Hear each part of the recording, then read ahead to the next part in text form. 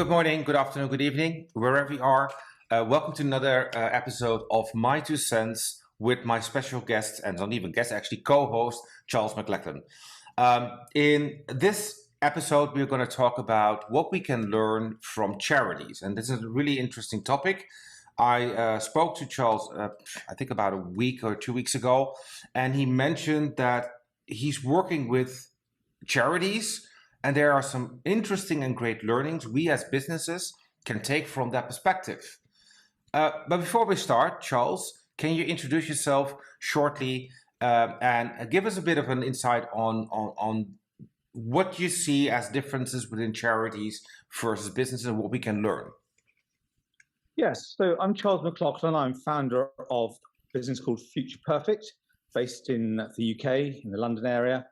And we primarily do executive education. So that's working with CEOs, working with people we call portfolio executives, so that they can be more effective in building the businesses they're responsible for and the work styles that they want. So that's the thumbnail. I've been involved with charities for quite a long time. In the UK, the way that charities are governed is they have people called trustees. And the trustees are a bit like non-executive directors of a company. And so I've been a charity trustee in a number of different contexts in the past. But more recently, over the last 7 or 8 years, I've been working directly with people who are running charities. And that's given me some very powerful insights into the difference between the not-for-profit world, although that's the wrong term, and the shareholder world that most of us have grown up in as business people. And I think the crucial thing that's different is that in the charity world, purpose and outcome needs to come first. And that creates a huge challenge for people who perhaps have been living in a more conventional shareholder-driven environment where in the past, return to shareholders has been the primary metric of success. So a whole set of things flow from that. Nice. Well, you're mentioning that shareholder value. Last week we did a topic around the UN and EU directive regarding environmental sustainable governance. Traditionally, I agree, it's all about shareholder value. Most of the organizations I worked in the past as employed person, we had shareholder value in our goals. We didn't actually focus on purpose and meaning of our organization until quite later in the process when we figured out that we were losing team members because that shareholder value didn't resonate. So it's quite interesting that for charities, purpose is a main element of retaining people. I'm always wondering if I look at charities that people are volunteering to work for charities, whilst in businesses, we work for businesses to earn our money. Well, yes and no. I mean, I think for skilled professional people or people who are working in environments where low pay is endemic, often they are motivated more by how they can contribute, how they are valued, and the difference they can make than what they get paid. And there's been a lot of talk about the millennial generation, but that has become more and more important for people who are seen as millennials. And I know that in London, the big professional services firms, the big investment banking firms, which used to be the employment choice, graduate employment choice preference for people coming out of the top universities, they have had to radically shift their approach to recruiting graduates because of this change. And some of them done this better than others. But there was a market period when actually the best graduates wanted to go and work in the purpose-driven sector rather than in the professional services or financial services sector where the profit motive appeared to dominate everything else. So increasingly, what I've seen when talking to people responsible for recruitment is that people start with purpose, and purpose for themselves and purpose for their community before they decide on the salary they're going to take. Many of those people have converted that sense of purpose into the mission of a startup company. So the number of graduates who go straight into entrepreneurship is very, very rapidly growing in the UK. And I think we have to recognize that certainly in a world in which there's a war for talent, certainly in a world where salary is no longer the primary motivation, then purpose and mission, and also the way we're treated, means that in effect, even employees are becoming like volunteers. You need to bring all of the best practice that the charity sector has developed in recruiting and managing and developing volunteers in your business, because that is increasingly the way that people see their working lives. Nice. But you're mentioning the best practices that charities have implemented to find, retain top employees, top people, top volunteers. What are they? So charities are about creating an impact for the beneficiaries. So what they want the volunteers to buy into is the outcome for the beneficiaries, whether it's homeless people on the street, whether it's the environment, but whether it's animal cruelty, whatever it might be, they are focused on their mission and vision to make a difference to the beneficiaries. So they promote what they're doing to volunteers on that basis. And then what they do is they try to connect very explicitly the activities the volunteers do to the outcomes for the beneficiaries. But if you're interested in outcomes, if you're interested in purpose, then one of the crucial things is that you feel you belong to a community, a tribe of people with shared purpose.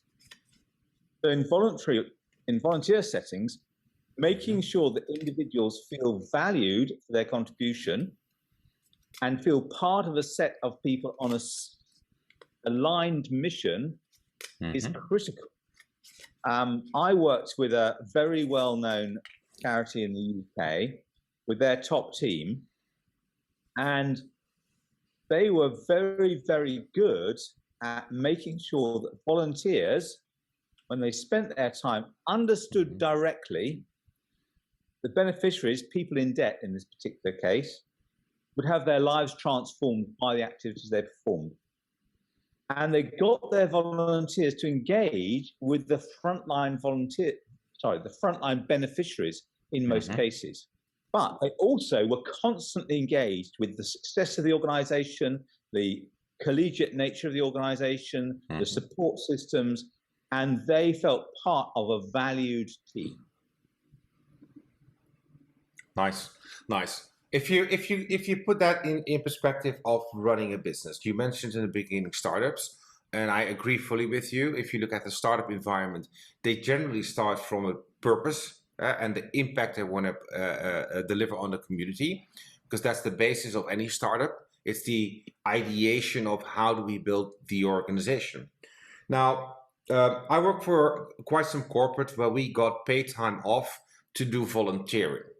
And I remember that in the early years, there already was a foundation they wanted to sponsor, or they already made some choices. That actually didn't work because the belief system of the people within the organization were not always in sync with the charity they chose. So for us, they made a choice of, you guys are free to do it, but we expect you to spend one day in a month or one day in the 3 months to do volunteering work with your team.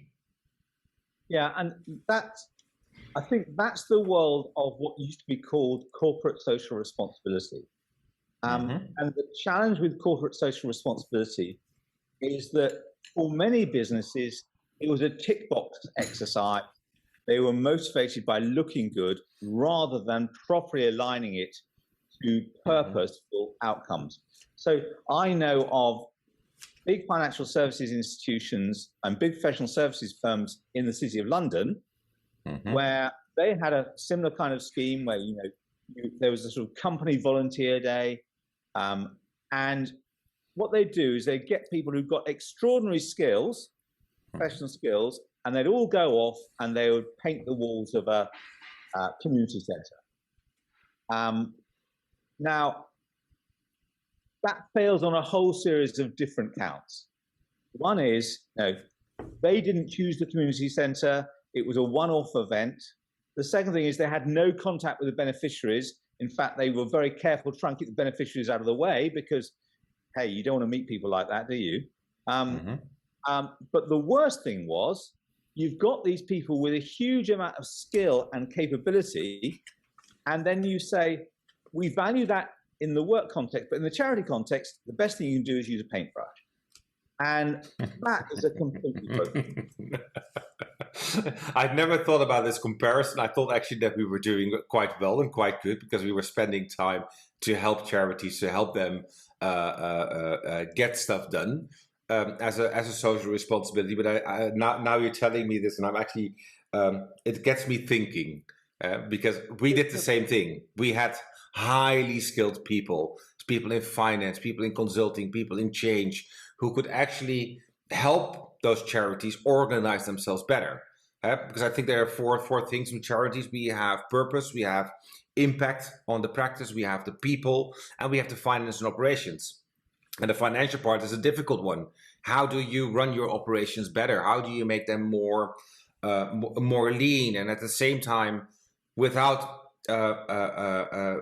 shaming your volunteers, because you want to give them the tools they need to actually get things done. But the whole thing is back to front, okay? So what I believe businesses need to do is embody in their whole DNA a set of purposes and a mission that recognizes all of the stakeholders in the community. So when people talk about ESG, environmental and social governance, I think that's a very, very limited view of the world. I think what you need to be doing is saying, as we do business, we are going to be very intentional about using our business, the benefit of our employees, yes, the benefit of our supply chain, for the benefit of our customers, and perhaps be intentional about serving customers who'd otherwise be excluded from our services, and the environment, and the wider world that's going on. So you see legal things in the UK around anti-slavery, around environmental controls, but how could you be intentional in your supply chain of creating great opportunities for people to have vibrant economic lives in their home country and remove the incentive for people to travel at huge personal danger to Europe or elsewhere? And so when you start with that unified purpose, then three very significant things happen. The first thing is your company is fully aligned to the needs of the community that you're part of. Secondly, your employees can see that what they're doing is purposeful, and that's a very, very strong motivation for them. And thirdly, you get a huge amount of credibility within the environment in which you operate. So you get preferred status with government, with local authorities, with the third sector, with international organizations. And you only need to see what the LGBT lobby have been able to do to create a compelling financial incentive for organizations to adopt their cause. Just one question in between. The LGBT lobby, what is that? That's lesbian, bi, gay, transsexual plus. Good. So now, we see major supermarkets in the UK celebrating Pride Week. We say significant cultural organizations having a Pride Month. But we also see organizations intentionally engaging with the Pride community as customers and intentionally promoting the futures of the people within their business who have those kinds of gender preferences. So what I like what you're saying is that let's talk about the difference between intentionally and actually not intentionally. We do things because it's a great social media campaign or a marketing campaign. We do things because we want to show people that we believe in certain values, etc. And then the intentional part, we actually do something about it. We actually engage. But this is difficult for a lot of organizations, tapping into all those different things happening in the world. What would be your suggestion in respect to maybe the functions within an organization who focus on helping an organization be more intentional towards these kind of goals and these kind of objectives? Well, that's the other thing that really comes out of the charity sector. So in the charity sector, you have trustees who are ultimately accountable for the charity meeting its charitable objects and also being compliant, but primarily meeting their charitable objects. So what they should be doing is working with the CEO of that charity to be very clear how they can meet those charitable objects, or in a commercial context, their environmental, social, and other objects. So if you think about a conventional business, what I say to them is to think about 4 bottom lines. How can you create an economic return? How can you create a social return? How can you create an environmental return? And how can you create a spiritual return? And people sometimes look at me a little bit strange when I say spiritual return. But if you think about how is what your company doing going to create more hope in the world, or more kindness, or more belief in a future in the world, more optimism, less fear. All of those things in my world are spiritual dimensions that actually go beyond hard economic, environmental, and social outcomes. Because we have seen again and again, communities, when they lose hope, they tank. They become completely destructive. And in the UK, we've experienced Boris Johnson as our leader taking us through COVID. The most important thing that he had to do was to give us hope every step of the way that we would get through of this. And another UK leader, Winston Churchill, he came in and everybody believed that they could believe that they would eventually be successful during World War II. So dimensions like hope, like reducing fear, are as important to the health of our communities as things like environmental issues around climate change, but also around the built environment, the working environment. Social things like to what extent do you support people to have family lives? Do you support them to have a living wage? And then the economic outcomes, which is not only about creating a return for the shareholders, but also investing economically in all of your communities so it's a thriving community. And one of the things that in the UK increasingly people are thinking about is, I've got this money that I pay into my pension fund every month. Is that pension fund creating a world in which I can retire comfortably? Or is that pension fund investing in a way which means that when I retire, the world will be burnt out through climate change, and actually I'll probably die of heat stroke, shortly before I'm 5 or 10 years into my pension. And they are starting to say, this is probably the biggest investment pot I'm going to have.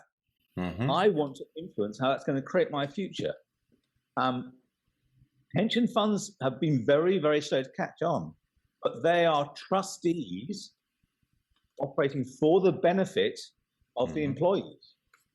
And if they look at the greatest benefit for the employees, then things like not investing in tobacco, which kills people, things like not investing in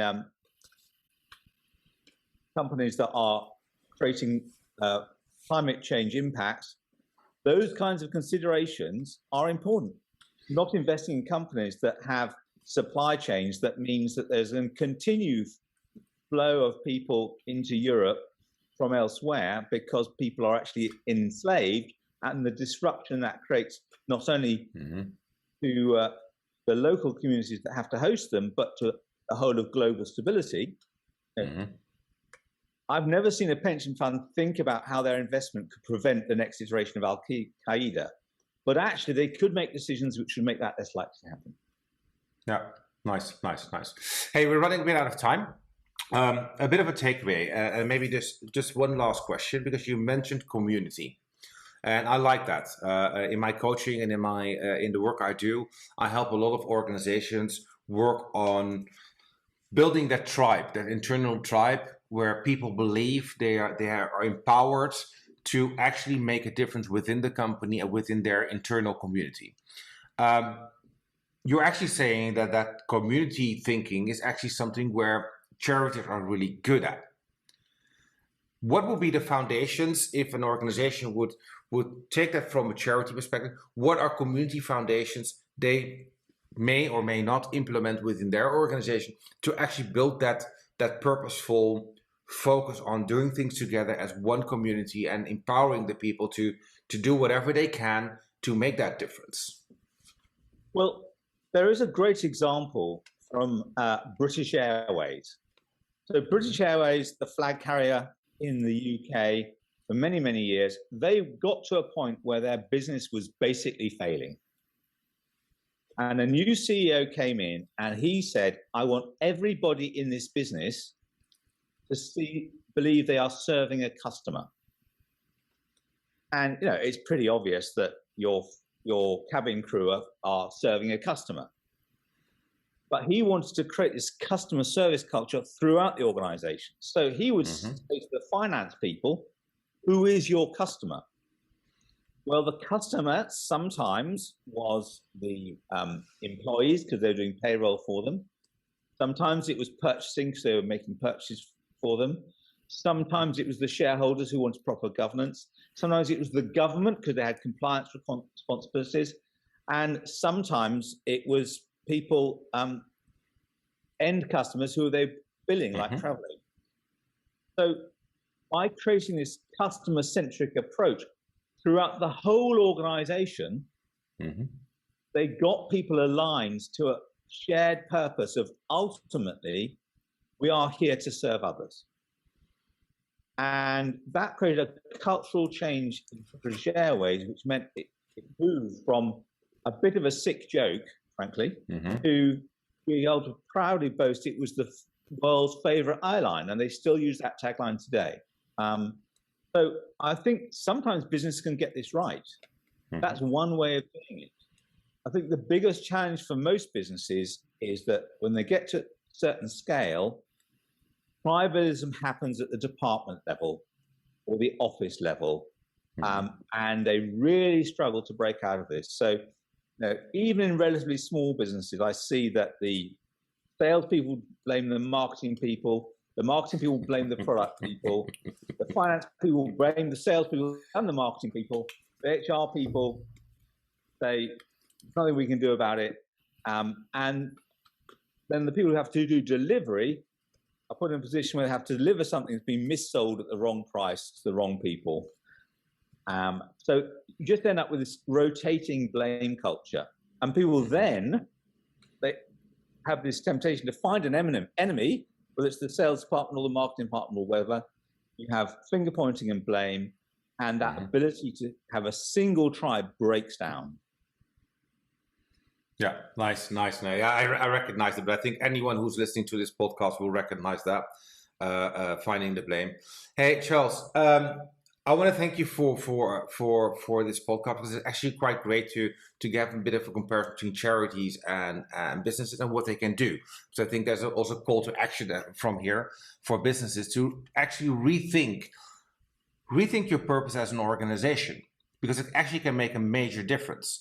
And what I also like in what we discuss is that we start from purpose and not from the financial aspect.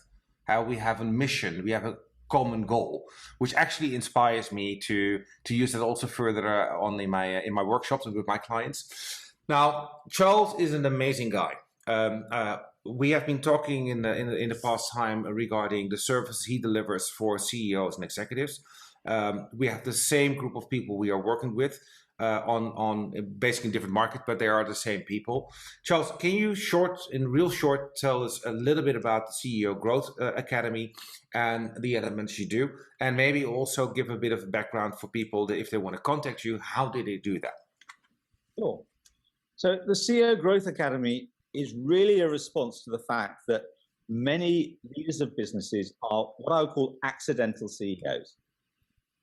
So in businesses of 20 to 200 people, the person in charge is unlikely to have been groomed for that role. They're often in that role because they've got a passion to make something happen.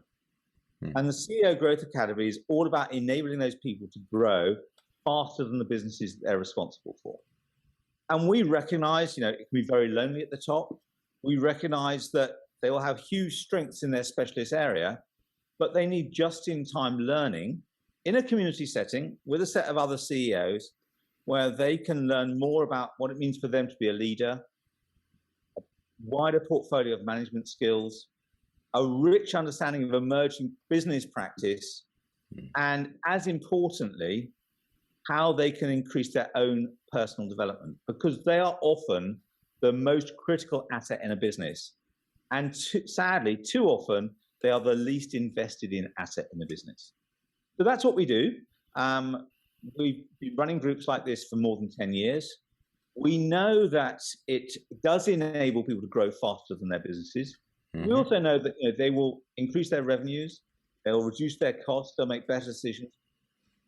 Ultimately, they will be clearer about their own personal purpose and their own business's purpose, and that will create greater intentionality, greater engagement throughout their organization. So if you're interested in finding out more, go and have a look at ceogrowth.biz. That's the website. Or drop me an email to ceo@ceogrowth.biz. I'd love to talk to you. It'd be great just to get to know some of the people that know him. It's very exciting to see what he's doing. And if I can be a part of that for some of you guys out there, then I'd love to do it. Perfect. So you guys should know DNA. DNA is all about co-creation, and this is one of the examples of co-creation. We aim to elevate the lives and the businesses of CEOs and executives to help them solve business challenges end to end. And that's why I like the partnership with the CEO Growth Academy, where you will hear more about in the next months during our events. Guys, ladies, let's start with Charles.